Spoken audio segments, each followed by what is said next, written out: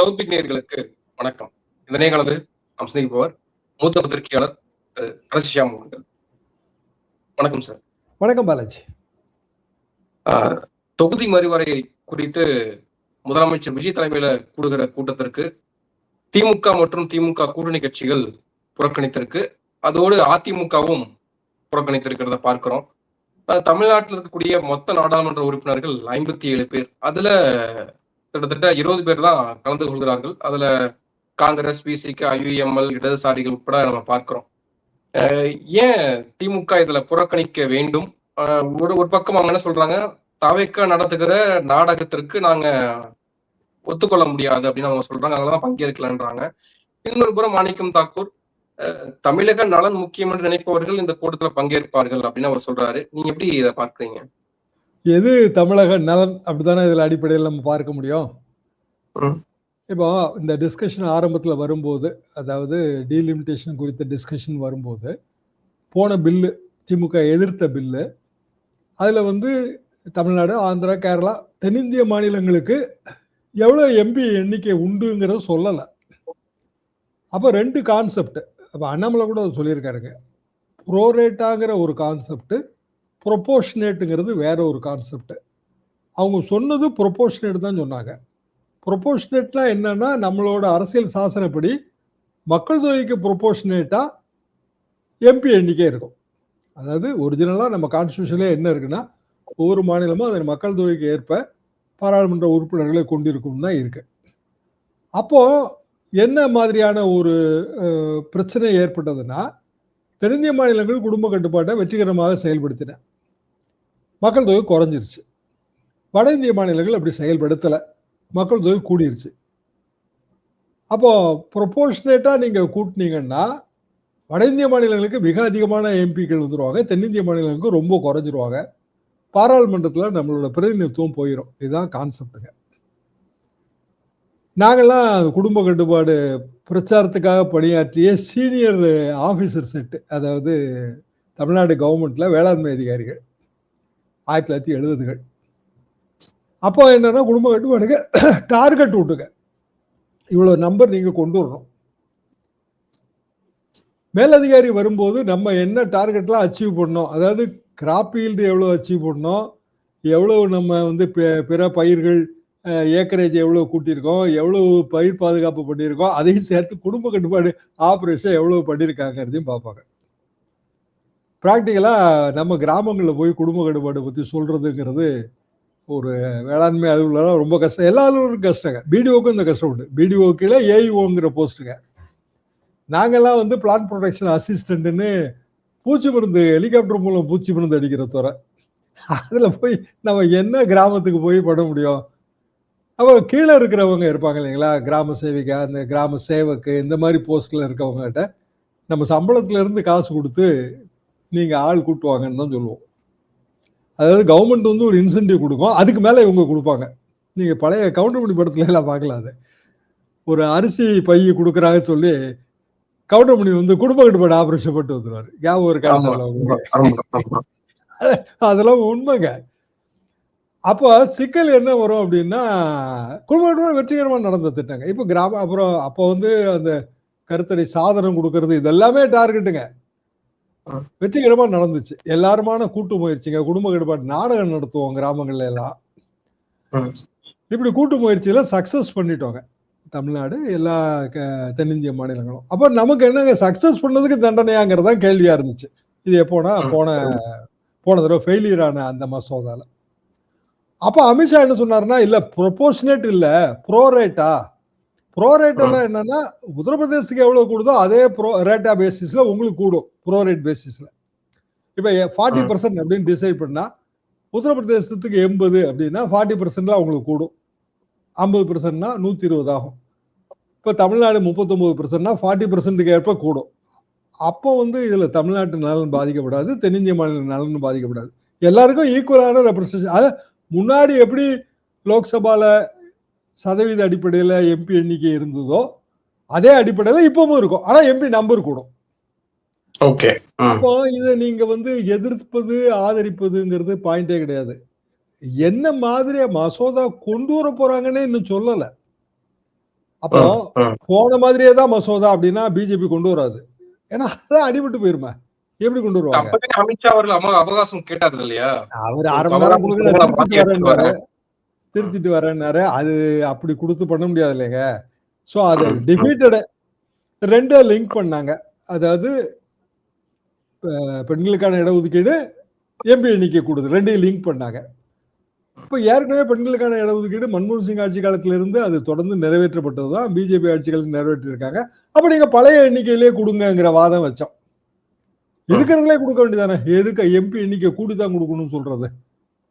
இப்போ எம்பி எண்ணிக்கையை கூட்டுதல், எல்லா மாநிலங்களுக்கும் சமமாக கூடுதல், பெண்கள் இடஒதுக்கீடு, இந்த இடத்துல தாவேக்காவுக்கும் அப்ஜெக்ஷன் இருக்க வழி இல்லைங்க. ஏன்னா அவங்க தானே பெண்களோட பாதுகாவலர்கள்.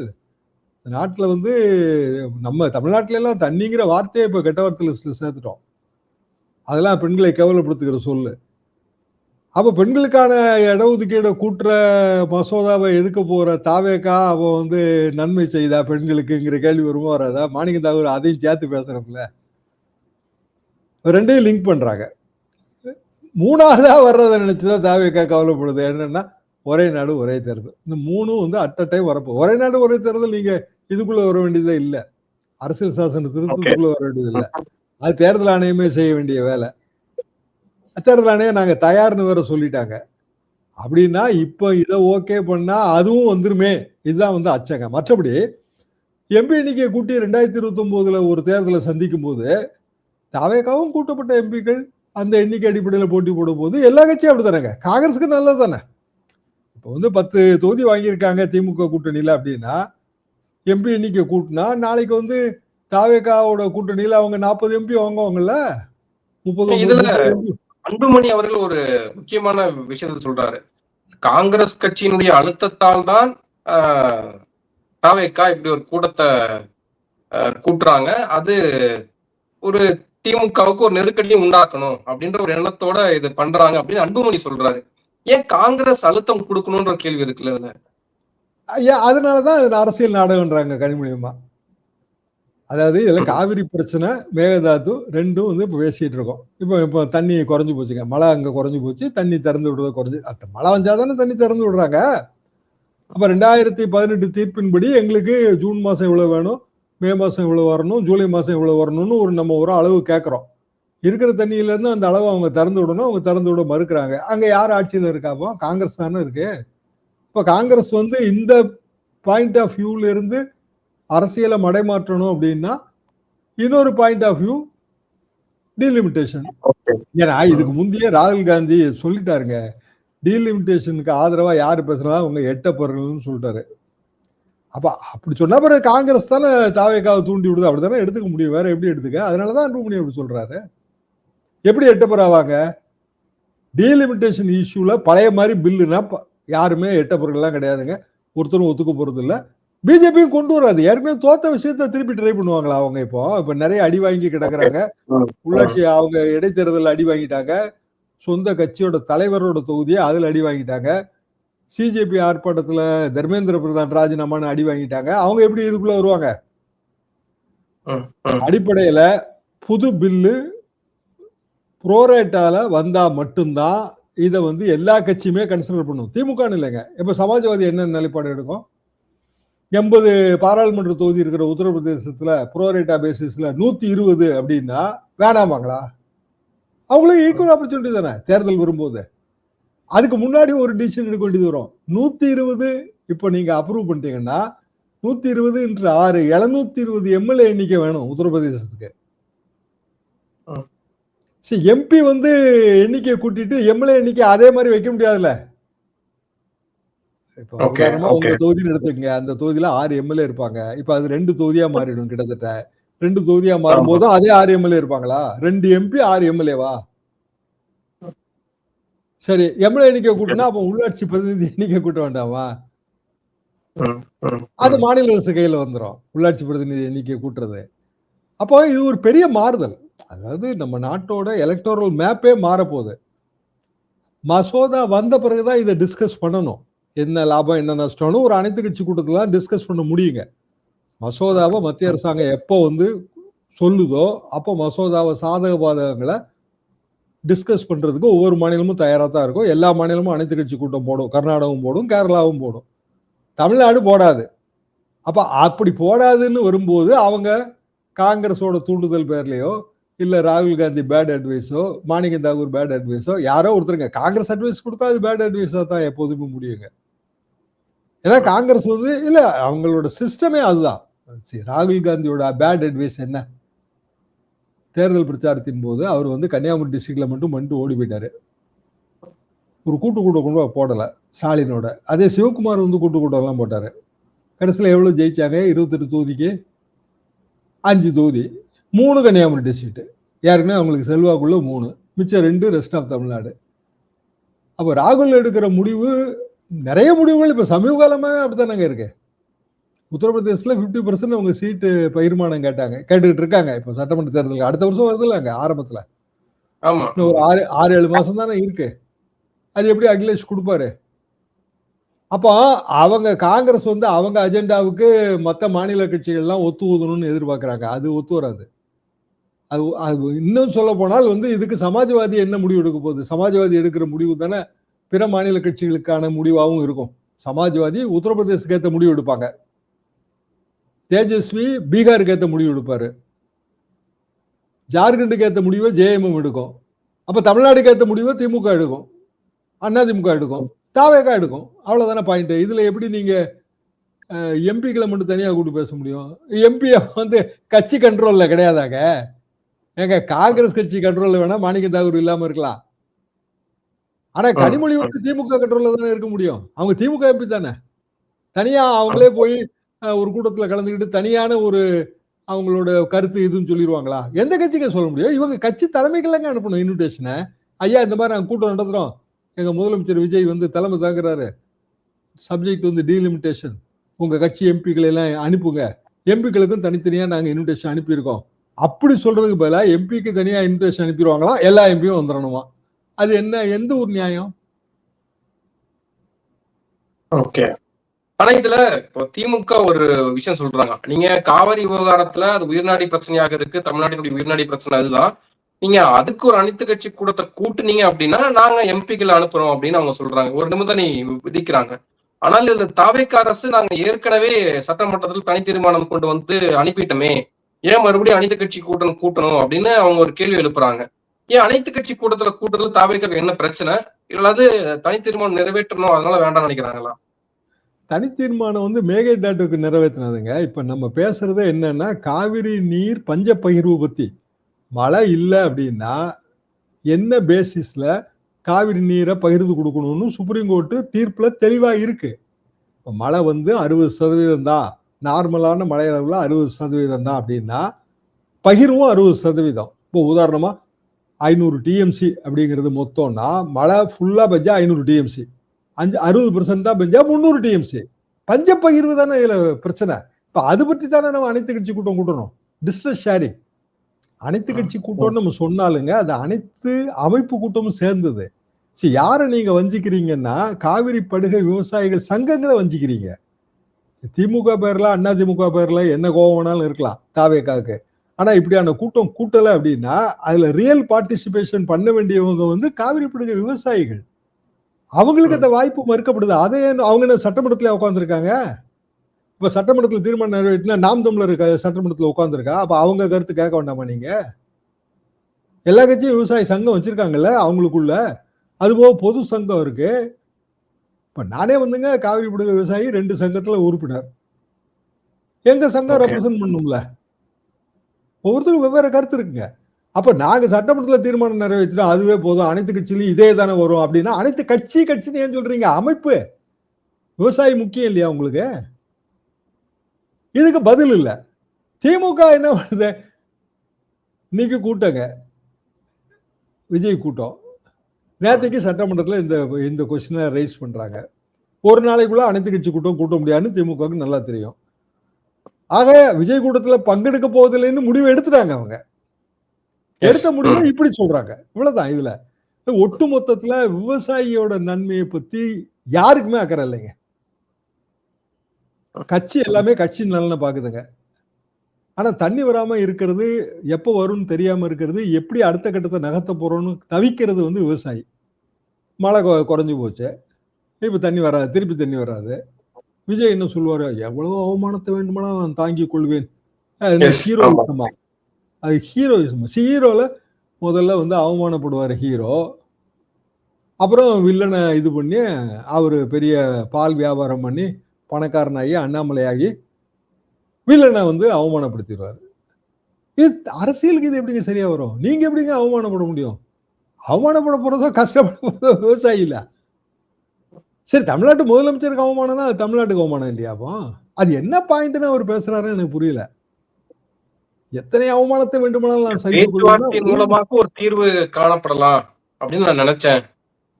ஏங்க அவர் எப்படிங்க நினைக்கலாம்? 2018 தீர்ப்புக்கு பிறகு ஏது பேச்சுவார்த்தை? நீங்களா நினைச்சுக்கிறதா பேச்சுவார்த்தை மூலமா தீர்மானம்னு? பேச்சுவார்த்தை நடத்தி 2018 தீர்ப்புக்கு மேல வாங்க முடியுமா? நல்லா மழை பெஞ்சிருச்சுங்க.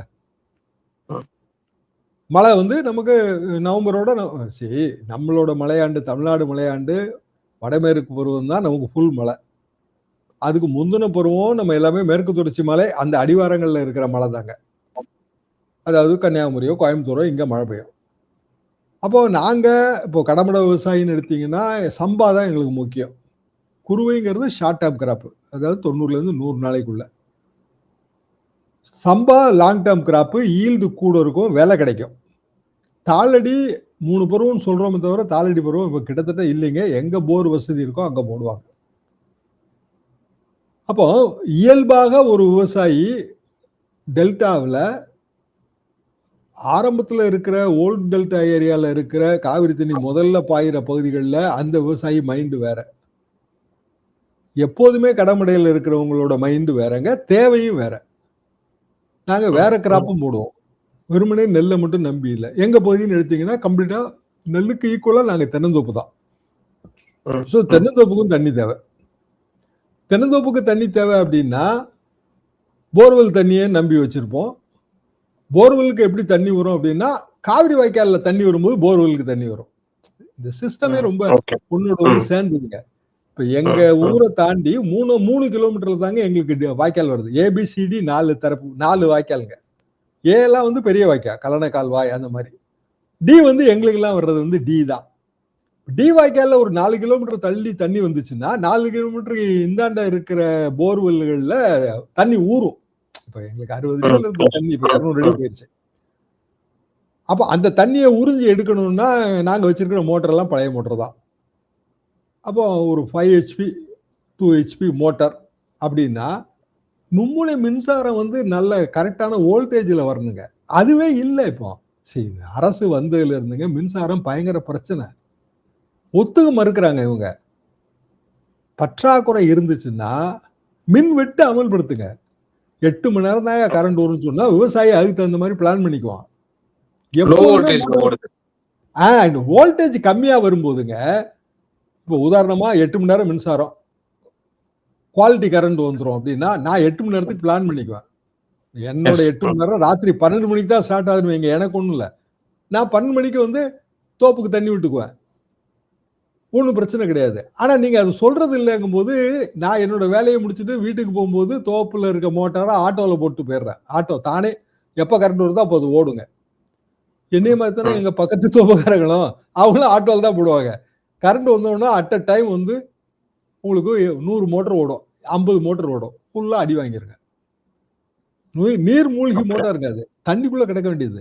இப்போ தண்ணிக்கு வெளியில் தரையில் கிடக்கு ரிப்பேர் ஆகி 3 நாளைக்கு ஒருக்க எல்லா மோட்டரும் காயிலுக்கு போகும், காயில் சேஞ்சுக்கு போகும், செலவு. அப்போ அரசாங்கம் எடுக்கிற அல்லது எடுக்க தயங்குகிற ஏதோ கௌரவ பிரச்சனையா நினைக்கிற, அப்ப விஜய் வந்தாருங்க மின் வெட்டு வந்துருச்சு அப்படின்னு சொல்லிடுவாங்களோன்னு பயப்படுறாங்க. ஆற்காடு விவசாயம் இருந்துட்டு மின் வெட்டு இருந்ததுங்க, அப்ப சமாளிச்சு தானே ஓட்டிட்டு இருந்தோம். 2011ல 10 மணி நேரம் 14 மணி நேரம் எல்லாம் கரண்ட் இல்லாதெல்லாம் வரும். அப்போ நீங்க வெளிப்படையா சொல்லணும். இப்போ மழை இல்லைன்னா எல்லாருக்கும் தெரியுதுங்க, மின்சாரம் இல்லைன்னா இல்லைங்க ஃபியூஸ் கேரியரை திருடிட்டு போயிடுறாங்க, ஓல்டு டிரான்ஸ்ஃபார்மர் எல்லாமே, இப்படி ஏதாவது ஒரு காரணத்தை சொல்றாங்க. அல்டிமேட்டா சஃபர் ஆகுறது விவசாயி. நீங்க மின்சார வோல்டேஜ் லோ வோல்டேஜ் இருக்கிறதுனாலங்க நாட் ஓன்லி மோட்டார், நீங்க வீடுகள்லேயே பார்த்தீங்கன்னா டியூப்லைட் எரியாது. ஃபேன் வந்து சரியா சுத்தாது. நிறைய பிரச்சனை இருக்கு. கேட்டா என்ன சொல்றாங்க இவங்க, குறுவைக்கு நாங்க தொகுப்பெல்லாம் ரிலீஸ் பண்றோம், நீங்க பேப்பர் பிடிக்கிறது இல்லையான்னு கேக்குறாங்க. குறுவை தொகுப்பு நீருக்கு பதிலா கொடுக்கறது இல்ல. சரி, காவிரி தண்ணி ஜூன் 12ஆம் தேதி திறந்து விட வேண்டிய தண்ணி திறந்து விடல, அதனால குறுவை தொகுப்பு அப்படிதானே நீங்க புரிஞ்சுக்கிறீங்க? அத குறுவை சிறப்பு தொகுப்புனா நீங்க என்ன புரிஞ்சுக்கிறீங்க? காவிரியில 12ஆம் தேதி தண்ணி திறந்து விடலங்க, முடியல, மழை பற்றாக்குறை, அதனால குறுவை பயிரிடுறவங்களுக்கு எல்லாம் சிறப்பு தொகுப்பு. அதானே உங்களோட அண்டர்ஸ்டாண்டிங்? அதானே காமன் மேன் அப்படித்தானே அண்டர்ஸ்டாண்ட் ஆகும். அது இல்லைங்க. அதாவது காவிரியில நீர் வரலைன்னா நான் வந்து என்னோட போர்வெல் தண்ணியை எடுத்து ஷார்ட் அப் கிராப் போடுறேன், குருவை போடுறேன். அதுக்கு இன்புட் கொடுக்குறீங்க நீங்க, அதாவது சீடு கொடுக்குறீங்க, இல்ல உரம் கொடுக்குறீங்க, பூச்சி மருந்து கொடுக்குறீங்க, தொகுப்பு. அது ரூபா கிடையாது. ஆனா இங்க நம்ம கேட்கறது என்னன்னா, காவிரி படுகை விவசாயிகள் கேட்கறது என்ன அப்படின்னா, 5 லட்சம் ஏக்கர் பயிரிட வேண்டிய குறுவையில 1 லட்சம் ஏக்கர் தான் இன்னைக்கு வந்து போர்வெல் தண்ணி மூலமா ஓடிட்டு இருக்கு. 4 லட்சம் ஏக்கர் வந்து வறட்சியா கிடக்குது. 1 ஏக்கர் 3 மாங்க, 4 லட்சம் ஏக்கர் வறட்சியா கிடக்குது. அவங்களுக்கு நீங்க நிவாரணம் கொடுக்கணுங்கிறது கேள்வி. வறட்சி நிவாரணம். ஆனா இவங்க குறுவை சிறப்பு தொகுப்பு கொடுத்துட்டோன்றாங்க. அப்ப என்ன? இன்னொன்னு சொல்றேன், சுட்டிக்காட்டார்ல 1969 காலகட்டத்துல யாரு விட்டா நான் அதை பேசி சீப் பாலிடிக்ஸ் பண்ண விரும்பல அப்படின்லாம் சொன்னார் இல்லையா? ஏங்க உண்மையிலே புரியாம பேசுறாருங்க. சரி, 69ல நமக்கு வந்து நீர்வளத்துறை கிடையாது, அமைச்சர் ஆனந்த் வைக்கிற துறை கிடையாது, பொதுப்பணித்துறை தான் ரைட்டா. அண்ணா காலகட்டத்தில் பொதுப்பணித்துறை அமைச்சர் கலைஞர். 69 அண்ணா மறைவு. அது பிறகு கலைஞர் முதல்வர், பொதுப்பணித்துறை அவரே வச்சிருந்தாரு. அது பிறகு சாதிக் பாட்ஷாட்ட பொதுப்பணித்துறை கொடுத்தாச்சு. இப்போ நம்மகிட்ட இருக்கிற அணைகள், அதாவது கர்நாடகத்தில் இருக்கிற அணைகள், வீரேந்திர பட்டேல் காலத்துல அவர் யார்ட்டையுமே கன்சல்ட் பண்ணலாங்க. நமக்கு வந்து 1974 வரைக்கும் ஒப்பந்தம் இருக்கு. மைசூர் ஸ்டேட்டோட ஒப்பந்தம் 24 போட்டு 74 வரைக்கும் இருக்கு. ஆட்சி கலைஞர் பொதுப்பணித்துறை அமைச்சராக இருந்த 69, 70, அப்புறம் 71 வந்து தேர்தல், அப்புறம் பொதுப்பணித்துறை சாதிக் பாட்ஷா கையில போயிருச்சு. அப்பவும் நம்மகிட்ட ஒப்பந்தம் இருக்கு, 74 வரைக்கும் ஒப்பந்தம் இருக்குங்க. ஆனா அதுக்கு முன்பே வந்து அவங்க கிருஷ்ணா சார்ல இருந்து ஹேமாவதி வரைக்குமான அணைகளை கட்டியாச்சு. ஹாரங்கி மட்டும் தாங்க கடைசியில கட்டினாங்க. முதல்ல நேரம் அவங்க ஒப்பந்தத்தையே மதிக்கலைங்க. 1930ல இருந்து கட்ட ஆரம்பிச்சிட்டாங்க. அப்போ நம்ம ஆட்சி காங்கிரஸ் ஆட்சி மாதிரி திமுக ஆட்சி 1967 அண்ணா மறைவு, 70ல வந்து இது இவங்களை எப்படி விட்டா சரியா வராது, 74ல ஒப்பந்தம் நிறைவு பெறுது. அதனால காவிரி நம்ம நீர் பங்கீடு சட்டப்படி தீர்ப்பாயம் வேணும்னு முதல் டிமாண்ட் வந்து வச்சு கலைஞர் ஆட்சி காலத்துல வச்சு தீர்ப்பாயத்தை நோக்கி நம்ம டிராவல் பண்ணோம். அப்ப இந்திரா காந்தி அம்மா வந்து பிரதமர். ஏன்னா நான் என்னோட ஃபர்ஸ்ட் போஸ்டிங்கே வந்து திருச்சி தஞ்சாவூர் விவசாய அதிகாரி போஸ்டுங்க. 66 அக்ரிகல்ச்சர் காலேஜ். இது முழுமையா வந்து நேரடியா கண்கூட பார்த்த விஷயங்கள். அப்படியான சூழ்நிலையில இந்திரா காந்தி அம்மா அவங்க இந்த மத்திய கட்சியோட மாபெரும் பிரச்சனை என்னன்னாங்க, அவங்க கர்நாடகத்துக்கு ஆதரவா தான் இருப்பாங்க. ஏன்னா அங்க அவங்களுக்கு அரசியல் இருக்கு. அவங்க வந்து கலைஞர் முதலமைச்சர், இல்ல பேசி தீர்த்துக்கலாம், இந்த இப்ப விஜய் சொல்றாருல இதே கதை தான், பேசி தீர்த்துக்கலாம். இப்ப எப்படி காங்கிரஸ் வந்து விஜய வந்து மறைமுகமா அது சொல்லுதோ அதே மாதிரி அப்ப வந்து இந்திரா காந்தி அம்மா நேரடியாவே சொன்னாங்க, பேசி தீர்த்துக்கலாம். சுப்ரீம் கோர்ட்ல போட்டிருந்த கேஸை வாபஸ் வாங்கிட்டு பேச போனாங்க. ஒரு வேலைக்கு ஆகல. 76 ஆட்சி மாற்றம், 77 எம்ஜிஆர் ஆட்சி வந்துருச்சு. 83, 84 காலகட்டத்தில் அப்போ இன்டர்ஸ்டேட் கவுன்சில் இருந்தது, மாநிலங்களுக்கு இடையே பேசி தீர்க்கிற கவுன்சில். அப்போ வந்து முதலமைச்சர், கர்நாடக முதலமைச்சரும் எம்ஜிஆரும் பேசலாம் அப்படின்னு திருப்பி ஒரு ப்ரொபோசலை கொடுத்து திருப்பி அவர் பேச போனார். போனாரா அது சரியாக பதிவுல இல்லைங்க. ஆனால் பேச்சுவார்த்தை நடந்தது, அது ஃபெயிலியர். இப்படி பல கட்டம் தோல்வி அடைஞ்சு திருப்பியும் வந்து இடைக்கால நமக்கு தீர்ப்பாயம் வேணும்னு கேட்டு தீர்ப்பாயம் அமைக்கப்பட்டு விபி சிங் காலத்துல 205 டிஎம்சிங்க, 205 டிஎம்சி தண்ணி அவங்க கொடுக்கல, கர்நாடகம் கொடுக்கல. அதெல்லாம் 205 டிஎம்சி நாங்கள் எப்படி கொடுக்க முடியும்னு சொல்லி கேஸுக்கு போனாங்க. 91 ஆல் பார்ட்டி மீட்டிங் நான்லாம் அட்டன் பண்ணியிருக்கேன். இதே இவ்வளோ பேசுற இவங்க தாவேகா ஆல் பார்ட்டி மீட்டிங் எதிராக ஜெயலலிதாமா ஆல் பார்ட்டி மீட்டிங் கூட்டினாங்க. ஆல் பார்ட்டினா வெறும் பார்ட்டி மட்டும் இல்லைங்க, காவிரி படுகை விவசாயிகள் சங்கம், அப்போ மன்னார்குடியில் ரங்கநாதன்னா ரங்கநாத ஐயா ரொம்ப பெரிய இதுல நிபுணத்துவம் பெற்றவருங்க காவிரி பிரச்சனை. அவரெல்லாம் ஸ்பெஷல் கெஸ்டா கூப்பிட்டு ஃபுல்லா பொறுமையா கேட்டுட்டு, தண்ணி இருக்கு, அதாவது அவங்க இடைக்கால தீர்ப்பை ஒத்துக்க மறுக்கிறாங்க, மழை பெஞ்சிருக்கு, தண்ணி இருக்குங்க. 91-92 வரைக்கும் நம்ம ஆள் பார்ட்டி மீட்டிங், அவங்க ஆள் பார்ட்டி மீட்டிங்னு போட்டு 93ல ஜெயலலிதா உண்ணாவிரதம் இருந்தாங்க. இதுதான் வந்து அந்த பழைய வரலாறு. இப்ப சும்மா யார் இதெல்லாம் எழுதி கொடுக்கான்னு தெரியல. 69 யார் இருந்தான்னு. 69ல தான் துறையே கிடையாது. அப்புறம் யார் இருந்தாங்க? டைவர்ஷன் டாக்டிக்ஸ பெர்ஃபெக்ட்டா ஹேண்டில் பண்ணி திமுகவை ட்ராப்ல கொண்டு சிக்க வச்சுட்டாங்க. இந்த தொகுதி மறுவரை இதெல்லாம் எங்களுக்கு எல்லாம் தெரியாதா? சரி, நீங்க இருக்கிறது நீங்க சொச்சம் எம்எல்ஏக்கள் வச்சிருக்கீங்க. நாங்க இருக்கோம் கோடிக்கணக்கில் விவசாயிகள். நேரடியா பார்த்தவங்க, இவங்களுக்கு தெரியாதா? அது எப்படி டைவர்ஷன் எடுப்போம் நாங்க? ஏங்க, எங்களுக்கு எங்க டி வாய்க்கால்ல தண்ணி வந்தா தாங்க காவிரி பிரச்சனை தீர்ந்து அர்த்தம். வேற ஊர்கள்ல அவங்களுக்கு பி வாய்க்கால் இருக்கும், அதுல தண்ணி வந்தா தான் காவிரி பிரச்சனை தீர்ந்து அர்த்தம். அப்போ நீங்க டைவர்ஷன், நீங்க விஜய் எடுக்கிற டைவர்ஷனுக்கெல்லாம் அங்க டெல்டால இருக்கிற விவசாயி எல்லாம் அவங்க அங்கதான் தண்ணி இல்ல, ஒண்ணும் இல்லைங்களா? எப்படிங்க இந்த டைவர்ஷன் எப்படிங்க ஒர்க் அவுட் ஆகும்? See, you admit நம்ம டிரான்ஸ்பரண்டா இருக்க ஒரு அரசாங்கம், ஜனநாயக அரசாங்கம் எப்போ பழகுதோ அப்பதான் இந்த பிரச்சனை விடிவு கிடைக்குங்க. மற்றபடி இதையும் அதையும் சொல்லி விவசாயிகளை மடம் மாற்றிடலாம், இல்ல வந்து இதுல வந்து ரீல்ஸ் போடுறது மூலமா மாத்திரலாம் நினைச்சா அது முட்டாள்தனம். ஏன்னா கண்கூடா வந்து சஃபர் ஆயிட்டு இருக்கு. பணம் எங்க இங்க இருந்து நான் பணம் அனுப்புறேங்க மோட்டார் ரிப்பேர் பார்க்க. அங்க இருந்து பணமே வரதில்ல, இங்க இருந்து ஊருக்கு பணம் அனுப்புறோம். நீங்க எத்தனை பேர்ட்ட கேட்டு பாருங்க, ஊர்ல விவசாயம் வச்சுக்கிட்டு இங்க சிட்டில வாழ்றவங்க அவங்ககிட்ட கேட்டு பாருங்க. சரி, முதல்ல விவசாயி பிரச்சனை, அனைத்து கட்சி கூட்டம், வெறும் கட்சின்னு நினைக்காதீங்க. நீங்க கழனி வாழ் உழவரையும் சேர்த்து பேசுங்க. நீங்க என்ன பண்றீங்க, தனியா வந்து விவசாயிகள் கூட்டம். இப்ப ஐயாக்கன் ஐயா அவரு முஸ்ரீல இருக்காருங்க, அதே முஸ்ரீ தான் எனக்கு வழக்கறிஞர் சங்க கார்டு இருக்கு. அப்புறம் நம்ம தனபால் ஐயா, இவங்களை மட்டும் கூப்பிட்டு தனியா பேசிக்கணும்னு நினைக்காங்க. பிரித்தாளர் டெக்னிக் மாதிரி விவசாயிகள் கூட்டம் அது தனியா இருக்கு, அது ஆனந்த் பேசிக்கிறாரு. அனைத்து கட்சி கூட்டம் வேண்டாம், அது கட்சி வேற விவசாயி வேற. பெரிய தவறு.